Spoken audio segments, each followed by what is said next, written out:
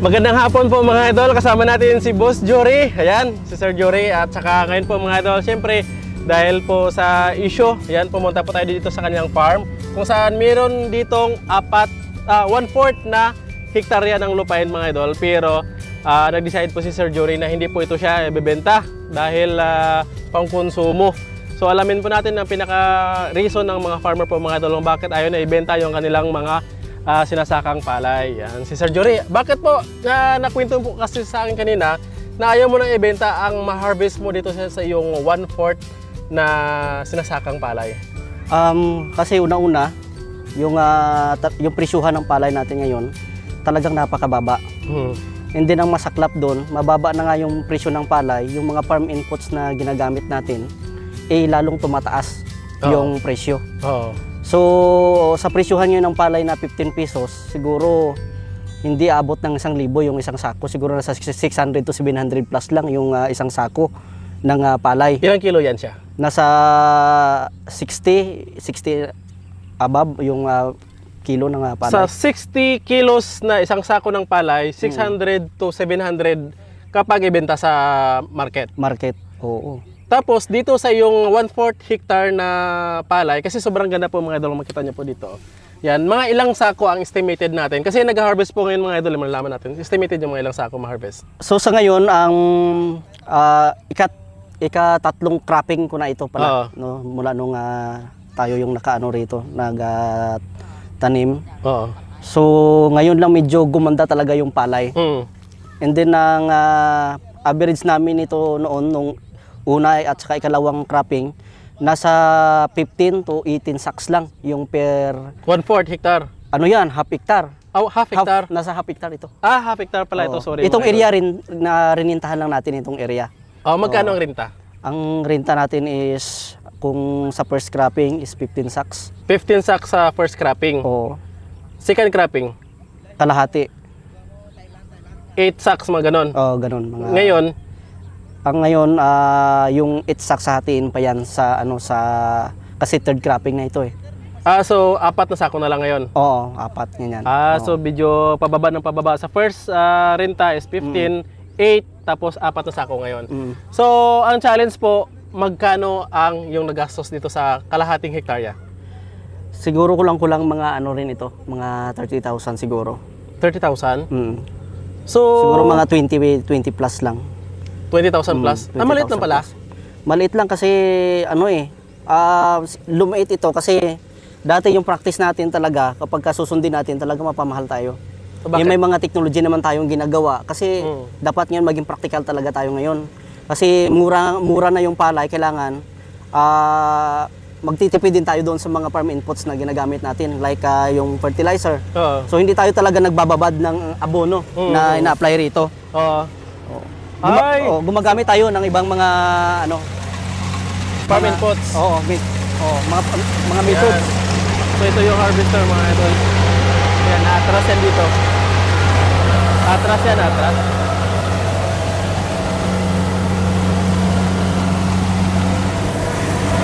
Yun. Maingay. Okay, balik tayo. Ayan po mga idol, so nasa more or less sa 30,000 ang kalahating hektarya ang financing. Pero ang harvest ni Sir Jory before is 15 to 20 sako. 15 to 18 lang. 15 to 18. Yung last ilan?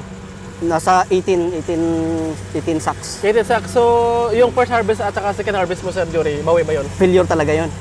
Failure. Hindi nga hindi nga nabawi yung kapital. May utang ka pa? May utang pa.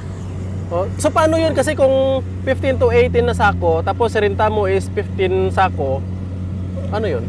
Bali, na lang, kinakausap na lang yung may-ari ng lupa na parang hindi na nga nasunod yung tamang rental kasi nga lugi rin tayo eh.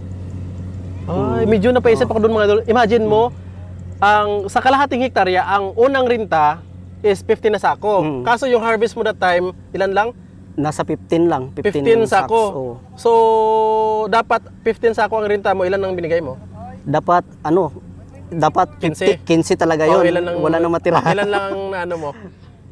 na bigay sa ano? Ang nabigay namin is May-ari ng lupa. Binibigyan na lang namin ng 5 sako, ganyan. 5 sako. Pero nakaintindi naman sila. Nakaintindi naman yan sila. Pero may utang ka that time. Meron talaga. Sa second mo na cropping, kasi di ba napag-usapan natin na 8 renta na lang yon, 8 sako ang renta.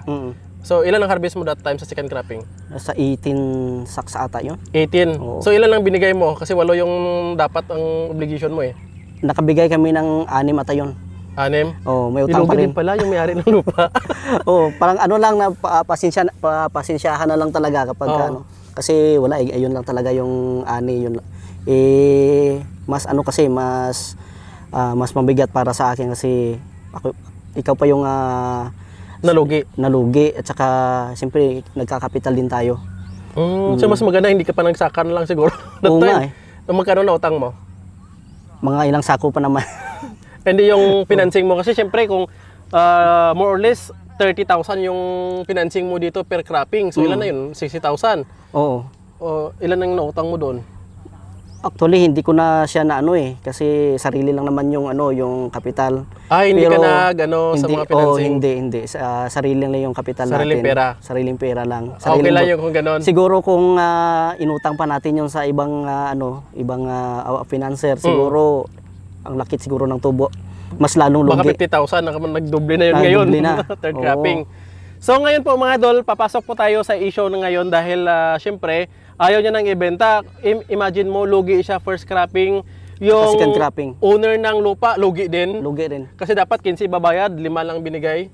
Tapos second cropping, nalugi ka rin. Nalugi din yun ng owner ng lupa. Oo, lugi din. Lugi din, pareha silang lugi mga idol. Ngayong third cropping, ilan ang expect mo? Kasi medyo maganda, maganda talaga yung palay. Sa ngayon, medyo maganda kasi yung isang kahon na yan dati, nakakakuha lang yan ng 4 na sako lang. Ngayon nakasyam. Ika-10 yung hindi nila napababa. Yung dyan sa isang kahon lang. Sa 10. So ilang kahon to? 4? 4 na kahon. So mga 40 sako ang harvest? Siguro expected. More or less. Sa kalahating hektarya po yan siya mga idol So kung imagine mo, magandang ani na po yan siya mga idol.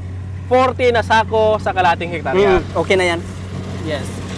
Saglit lang mga idol, palagpasin lang muna natin.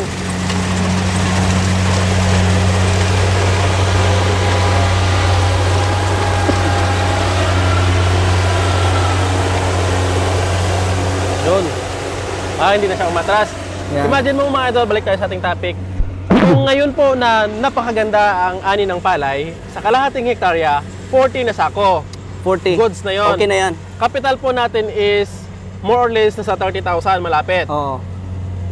Ngayon, kung bibilhin lang ng nasa 600 to 700, palagay natin 700 na lang mataas sa presyo. Ang isang sako ng palay, so 40 times 700, nasa 28,000. Ay, lugi din pala. Lugi talaga. Lugi talaga ng mga farmer kapag ganitong presyuhan. Hindi kasi ang 40 na sako mo, babawas ka pa ng 5 sako, di ba? Sa renta, sa renta pa. So 35 na lang yun. So 35, maminusan pa ng 35 times 700. So ilan na lang yun? Kung mag 30 times 700, 21,000. Kalahati ng 700. Nasa 24,500 lang. Yun nga. Dito nga hindi na nga namin iniisip yung yung magiging income or malugi man kami. Basta yung lagi na sa isip namin, basta may natirang palay, papagiling na lang yun, ibibilad tapos kukonsumuhin na lang. Hindi, ganun na lang siya. Ganun na lang yung namin rito. Kasi mga idol, syempre kung ikaw rice farmer, kung bibili lang naman sa'yo ng 600 to 700 ang isang sako ng palay, kapag ipabilad mo yan, yung isang sako mga idol usapang isang sako lang. Kapag ipabilad mo yan siya, ipagiling mo, magiging bigas, usually ang pinaka-average, my own experience, nasa 33 to 35 kilos ng bigas. Tama yan. Ang isang sako. So 700 yung palay. So 35 kilos, palagay natin 30 na lang talaga. Kumbaga, yun na yung pinakapangit na result sa gilingan. So 30 kilos na bigas, times mo, halimbawa, 45 ngayon ang presyo. So magkano yun? 30 kilos times 45, so 1,200, 5 times 40, 1,400. So yung palay mo na nag-amount lang ng 700, kung bibili ka ng bigas, 1,400 yun. Oo. So times 2. May ipa ka pa. May ipa ka pa. Mas mahal pa yung ipa ngayon, sir, kaysa sa palay. Yun nga. Palay. Oo. Kaya nga siguro mag-ano na lang, mag-alaga lang siguro tayo ng baboy. Ayaw mo nang magsaka? Tapos magsaka pa rin siguro, pero hindi na tayo aasa talaga sa pagsasaka ngayon. Aminin na natin yung totoo. Wala talagang kita kapag ganito yung presyuhan ng palay. Ano yung tingin mo good price? Kasi siyempre mga idol, dito hindi siya failure. Oo, hindi naman. Ang failure lang dito, income. Income. Production, hindi failure. Hindi, yung una at saka pangalawa, yun ang failure mo. Oh, failure yun. Pero sa ngayon ito, medyo kakabawi siguro tayo ngayon. Ayun. So, ganun po siya mga idol. Sa mga mayroong farm, at saka sa mga walang farm, siguro ma-advise ko from myself, instead na bumili po kayo ng bigas, mas maganda, bibili na lang kayo ng palay. Oh. Tapos, yung palay, ibilad nyo, ipagiling nyo, mas maraming bigas ang mapupunta ng pera nyo. Oo. Totoo yun ba, no? Ganun naman ginawa namin. Parang times 2 kasi kung 700 yung isang sako, tapos kung magiging bigas po yan siya, nasa 1,400 ang result niya. So bakit kaya, Sir Jory, is parang may mali? Siyempre, bibilin sa'yo yung isang sako ng palay ng 700. Ngayon, ang bigas is mahal. Anong sa tingin mo ang mali? Malaki talaga yung malaki talaga yung pagkalugi sa farmer side. Sa farmer side. Kasi nga hindi kasi okay lang sana kung mura yung presyo ng palay. Kung mura yung presyo ng mga farm inputs na ginagamit natin. Oh, like ano ba yung mga farm inputs na ginagamit mo dito? Number 1 yung fertilizer talaga, yung mga abono. At tapos pangalawa yung mga pesticides na ginagamit natin. Hindi naman bumababa yung mga yan. Oo. Dito sa half hectare, dapat ang average nito nasa dapat ito dapat nasa 4 to 6 bags na gaya dito sa amin kasi itong area namin rainfield kasi ito. Oo. Yun yung mahirap dito sa amin. Tapos, di ba nabanggit mo na na gumamit ka ng technology dito para hindi ka magasusan ng farm inputs? Ano ba yung ginamit mo dito? Ano yung technology yun? Instead na magbabad kami rito ng granule na fertilizer, gumagamit kami rito ng foliar fertilizer. No, isang foliar fertilizer na subok na natin kahit sa anong mga halaman. So, yun yung ginamit namin rito. Ang totoo nga, wala na sa timing yung pag-a-apply ng fertilizer dito sa palay na to. Bakit? Kasi ang practice natin dapat mula pagkatanim 12 to 15 days nakapag-abuno na tayo niyan. Side dressing. Dapat nakapag-side dress na tayo niyan. Dito sa amin, dahil nga sa kapos tayo, wala tayong pambili ng abono. So 30 days na bago na bunuan. Side dress. Side dress, isang sako na urea at saka isang sako na triple 14. Side dress 'yon. Side dress 'yon. Pero mula pagkatanim, pagka 7 days noon, pagkatapos ng herbicide pala, yung pag-herbicide kasi 6 to 7 days mag-herbicide man tayo niyan. After noon, nag-spray na kami ng foliar fertilizer, 2 sardinas, every knapsack sprayer. Ano foliar? So weekly yan, yung Primo Plant Booster. Yung kagaya sa ginamit sa natin, pakwan. Yung sa pakwan. Ganun din yun. Ganun din yung gamit natin kasi kilala naman yan. Tsaka subok na talaga sa lahat ng mga klaseng crops yan. Yung herbicide, anong ginamit mong herbicide? Yung herbicide sa una, yung Agroband. Agroband? Agroband. And then yung pag-follow up na, Agroband plus frontliner. Magkano yung Agroband? Ang Agroband nasa, mas mura-mura lang, nasa 500 plus yung litro. Yung frontliner? Yung frontliner, nasa 1,000 plus. 1,500 na yun? 1,000 plus. Yung abono natin hindi bumababa sa 1,500 Yung urea? Yung urea. Ang triple 14 magkano? Ang triple 14, nakalimutan ko na. Basta mga ganun din ata, 1,400. Hindi yan magkalayo. Tapos ang top dressing namin, 60 days na yung palay. Usually 45 days eh. 42 to Oo, 45. dapat nga 35 at 38 dyan lang. Pag pa-nickel stage Oo, na dapat. Oo, dapat naka ano na yan, naka top dressing na yan. Oh, yun ay, so yung nagbubuntis na Oo, dapat. yung sa amin 60 days na. Talagang malayo na. Tapos yung Di ba may bunga na yung 60 days? may bunga na yun. Naka ano na, naka Late na. Late na. Oo. Ang ginawa namin, tinapunan na lang ng sulfate para 3 days makakaano pa. Hindi ka na nag-urea, sulfate na lang. Oh, sulfate na lang. Kasi mas mura ang sulfate. Oh, mas mura yung nag-urea, may urea tayo isang sako tsaka sulfate. O hindi na potash. Wala na. Mahal yun eh. Mahal yung potash. Ah. Ang ginagawa na lang namin, weekly hindi talaga ano yun, weekly talagang nag-a-apply kami ng foliar talaga. Pero, Dalawang sardinas every knapsack sprayer. pero sa pagkakaintindi ko, yung magamit kasi ng foliar, isang lata ng sardinas lang yung, like yung sa pakwan natin, Oo. isang lata ng sardinas yung ginagamit natin sa watermelon. Bakit dito sa inyo, dalawa? Yun yung ginawa namin kasi nga itong area, rainfield. Ha? Rainfield kasi itong area. Rainfield. Wala kaming ano rito kapag magkakaroon na kami ng tubig kapag umuulan. Oo. Ngayon, nung panahon na yun kasi mainit masyado, kaya dinubuldosa namin yung foliar fertilizer para naman maka-ano pa rin yung halaman. Pero nung una mo palang, yung sinasabi mo na na-failure ka sa unang dalawang crops, ano ba yung strategy mo doon? Bakit na-failure doon? Ang una-una talaga yon tubig. Kasi Nalunod? hirap kami dito sa tubig. Yung ilin nyo? At saka tinamaan din kami ng mga steam borer din noon. Oh, so ganun pala Kasi mga idol.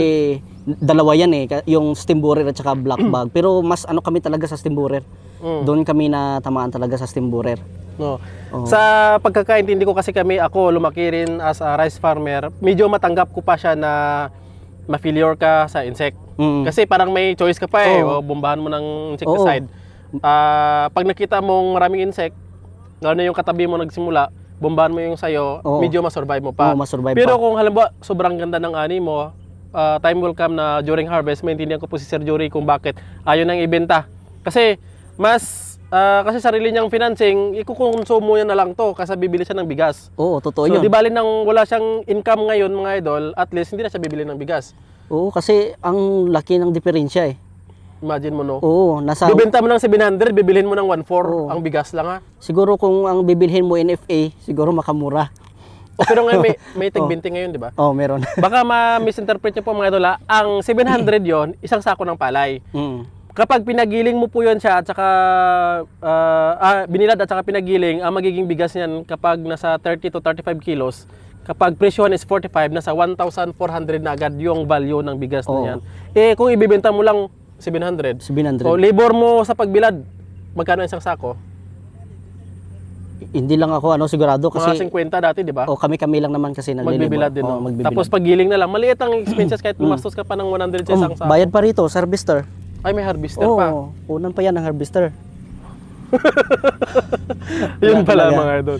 Ngayon kapag yung production na talaga bumaba, talagang lugi talaga masyado. Malaki talaga ang lugi. Kapag ang production mo mababa, lugi. Presyo mababa. Oo. Pero kung mababa na ang presyo, failure ka pa kasi tinamaan ng steam borer. Oo, yun nga. Doble na. Bali, yun ang pinaka-challenge kasi sa mga farmer. Hindi lang nafi-failure ang farmer mga idol kasi sa sa mga insekto.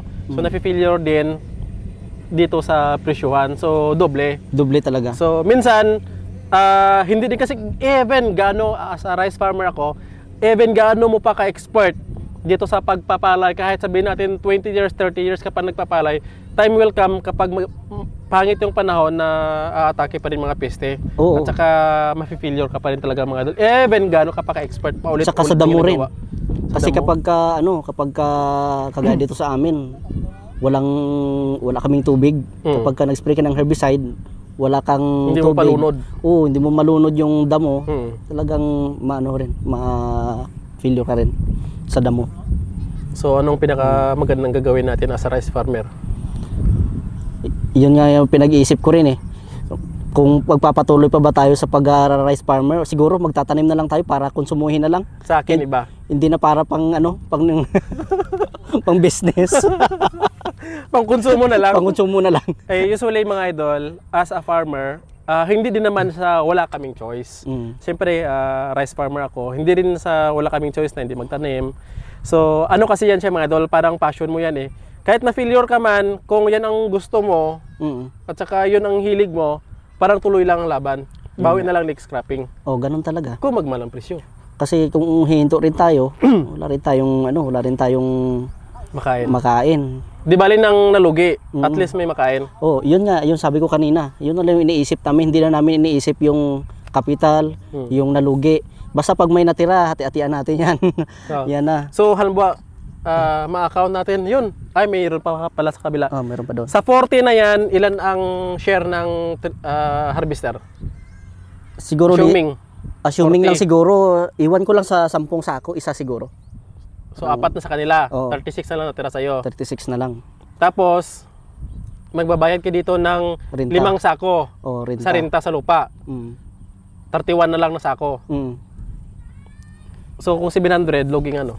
Pero sa ngayon, yung gastos ko dito sa inputs medyo bumaba na. Dahil nga doon sa sistema.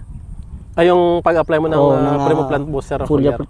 Yun nga pinagtataka ko eh. Dati talagang ito sa abono. Na failure pa kami sa production. Ngayon na wala pa sa timing yung pag-abono, foliar fertilizer lang, weekly, hindi namin na-absinan yan. Talagang weekly, kasabay yung insecticide na Burdan nga yung ginagamit kasi yan yung mura. Yan na yung kasabay niya lagi. Na ina-apply yung foliar at saka yung Burdan. Oo. Hindi kaya sa panahon? Isa pa din yung panahon din. Isa din yung panahon. Oo. Tapos ito, dinaanan pa ito ng baha. Binaha ito eh. Talagang lubog ito rito. O lahat itong dito na baha talaga ito. Buti nga nakaano pa yung palay, nakabuelo pa. Pa-survive pa. Baka pinabawi ka ngayon. Baka nga siguro. Nalugi ka lang sa presyo. Oo. Ayan. Alam ko na kung bakit. Baka hindi ka nakatuka sa palay. Wala ang swerte mo sa palay. Wala siguro. Ayan siya mga tol. So, ano masasabi mo ngayon? Siyempre, gumigera ngayon sa Ukraine, tapos Russia, tapos Israel versus Iran. Siyempre, una nang nagtaas yung yung gasolina, 5 na agad. Yung fuel. Oo, 4 so, na. Baka maulit last 2 years ba yon? Yung abono na urea umabot ng 3.5? Nako, pag bumalik ulit yun, hindi ko lang alam kung makakatanim pa tayo niyan. Baka magre-retire ka na. Baka yun yung mahirap. Imagine mga idol, kung maganyan yung presyuhan. Urea 3,500 that time katumbas na niyan 5 sako. Sa amin naman, kulang pa nga eh. Sa amin naman, ito share ko lang totoong usapan. 4,000 isang sako ng urea kapag inutang mo. Wala na yung interest. Pero kapag inutang mo yan, during harvest, 4,000 obligado ka. Wala na yung 5% interest. Wala na. Pero grabe. Grabe sa farmer yun. Kung mag 4,000, ilang sako na ng palay yun. Ito pa ang real talk po to shout out dyan sa Libak, Sotang Kudarat. Ito ang pinakamasakit kasi Sir Jory. Siyempre mga kapatid ko, rice farmer. Kapag mura ang presyo, kagaya nito, real talk lang Kapag sobrang mura ang presyo, yung mga buyer kasi pababaan ng presyo. Time will come, madalas ito nangyayari sa amin. Na yung palay, kasi syempre, kailangan mong ibenta, may utang kang babayaran. Tama. Hindi kukunin siya ng buyer. Sabihin na, kukunin ko yan, pero uutangin ko na siya ng 2 months. Yun, tapos mabalik-balik ka pa in 2 months. Pagdating ng 2 months, hindi pa talaga yung that time na 2 months na yon ikaw babayaran. May extend pa yun. Tapos hindi pa yun buo mapapartial ka pa yun. Huwag ko na sabihin kung sinong buyer yan. Yun ang masakit sa farmer. So, nabenta mo na, paano kapag makakapagtanim ulit? Kasi inutang ng buyer, 2 months yung palay mo. Kung yun yung asahan mo, na rolling mo lang. So, ka ngayon, mapilitan ka, mangutang ka na naman. Utang ka naman. Tapos, dito naman kasi, marami kasing magsasuggest, yung hindi talaga nasa farming, sabihin nila, sir, bakit hindi nyo na lang gagawing bigas, hindi nyo na lang standby muna, tapos ibenta kapag magmahal. Dito naman kasi, kapag nag-harvest ka sa halimbawa 100 sacks, saan mo naman ilalagay yan? Hindi mo naman kasi sa bahay mo, wala naman tayong mga budiga. Unlike sa malaking trader na may mga budiga sila. So wala, mo yan, pasok mo sa kwarto mo, wala tapos talaga. Siguro kung sarili mo rin yung kapital, kung nag-uutang ka lang, kailangan mo talaga bayaran. Magbibenta ka talaga. Yun, Oo. yun ang saklap sa farmer. The same time, kung meron man sigurong budiga, assuming na meron, daga naman ang kalaban mo doon. Yun nga. No? Wala, nakakalungkot talaga pag farmer. Ano? Wala. Ngayon talagang kahit pa sabihin mo umangat yung harvest mo, wala pa rin. Pero yung 20 na bigas, masaya ka doon. Okay lang kung makain siguro. Oh, makain naman siguro. Ang problem lang kung may available. Baka hindi naabot sa atin yan. Na wala pa dito sa atin. Wala pa sa atin yan. Baka sa susunod. Nakita ko parang nasa ano pa lang yun eh. Nasa, saan ba yun? Cagayan de Oro. Oh, Cagayan de Meron na. Oro. At saka ano, yung... Siquijor. Oh, Siquijor. Pero, alam mo kasi may magsasuggest dito na yung NFA naman bumibili ng 18 pesos yung dry. Anong masasabi mo doon? Yun nga, ang mahirap. 18 to 21 ata. I think 18. Not sure lang. Anong ayaw mong ibenta sa NFA? Ito talaga kasi yung ano namin, kasi kunti lang din naman ito. Talagang naano na namin to na hindi namin ibibenta talaga. Kukonsumuhin na lang talaga namin. Bibilin ko? Kasi mas ano hindi ko rin ibibenta. Mas ano talaga, kung i-compute kasi natin, lalo kapag marami kayo sa isang bahay, i-compute mo ilang bigas, ilang sakong bigas, yung maubos yung sa isang buwan. Oo. Kaya sabi ko kung kagaya sa amin, makakaubos kami ng isa, dalawa siguro, ganyan. Nasako sa isang... Oo, siguro. Kung, isang buwan? Oo. Dalawang sako na 50 kilos or 25 kilos? 25 kilos lang. So 50 kilos ang maubos sa isang buwan? Sa presyo ng palay ng bigas ngayon, napakamahal. Kaya mas maganda pa ano na lang kung may sarili ka naman lang produkto. So ibilad mo na lang kung wala ka man lang babayaran na utang sa labas. Ibilad mo na lang at saka itago mo na lang yung palay.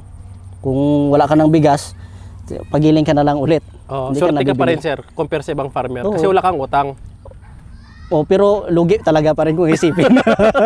Kasi yung kapital hindi nakakabalik yun Tawa-tawa lang tayo dito mga idol, pero deep inside malungkot po tayo. Malungkot. Tsaka wala na, ito naman yung ano natin, parang rutina natin yung pag-rice farming Pero hindi ganun kasi kabagsak ngayon ang presyo ng palay. Kasi before, imagine mo kung 10 pesos ang presyo ng palay ngayon, lalo na sa Luzon, I think may 7 pesos pa. Kung 10 pesos o 13 pesos ang average price ng palay, that time kasi nasa 30 pesos ang bigas. Pero ang wino-worry, ang hindi ma-explain, ngayon ganyan ang presyohan ng palay, 10 to 13 pesos. Pero bakit hindi bumaba ng 30 pesos ang bigas? Nasa 45 to 50 pa rin. Kasi dati, nung 22, naalala ko nung bumili ako pa ng sa uncle mo, 22 ata yung presyo ng bigas, palay. 22 yung RC 160. Ang presyo ng bigas naglalaro sa 45 to 50. Almost the same. So imagine mo, 10 pesos na yung nabagsak sa presyo ng palay, pero ang bigas almost the same pa rin. Yun nga. Yan. Sa mga magagaling, please comment na lang kung ano yung pinakatotoong rason. Kasi sa atin, parang alam naman na natin kung ano yung pinakatotoong rason. Wag lang, pero kayo nang bahalang mag-comment. Alam naman din yan, lalo na yung mga ka-rice farming din natin. Alam naman ng lahat yan. Kung bakit ganun siya kabulusok, bumagsak yung presyo ng palay. Yun nga. So pinaka-unang naapektuhan is tayo.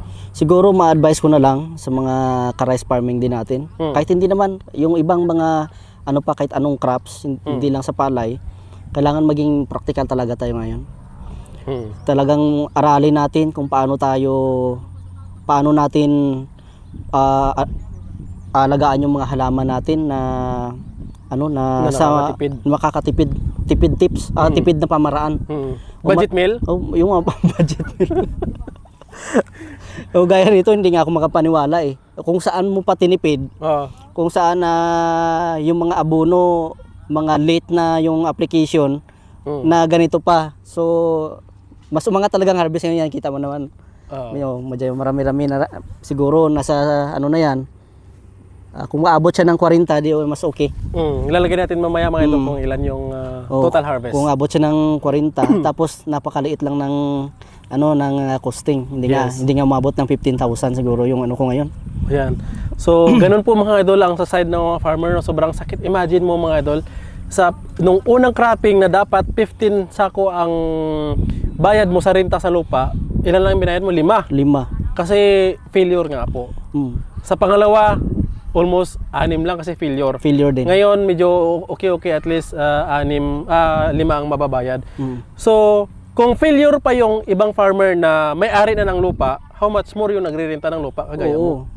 Kasi yung sa may-ari ng lupa, fix naman yun sa kanila kung mabigay mo lahat yung nagrenta kagaya ko, sa side ko mas lugi talaga. Pero lugi din sila kung tutuusin lang kasi imagine mo dapat 15 ang babayad mo nung unang cropping pero 5 lang kasi nga failure. Yun nga. Ang mas maganda lang nakakaintindi sila. Oo, nakakaintindi naman. Ang mahirap kung hindi nakakaintindi, wala ka talagang isang sako, kahit isang sako. Yun talaga yung ubos mahirap. sa renta yung palay mo kasi kung kukunin lahat. failure yun. Yung kapital mo tapos baka kahit na pang pagiling mo wala na. Wala na. Oo.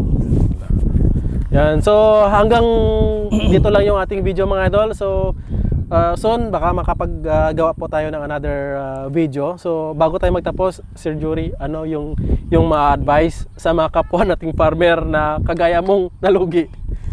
Ang ma-advise ko lang siguro talaga, wala naman din tayong magagawa kung tutuusin.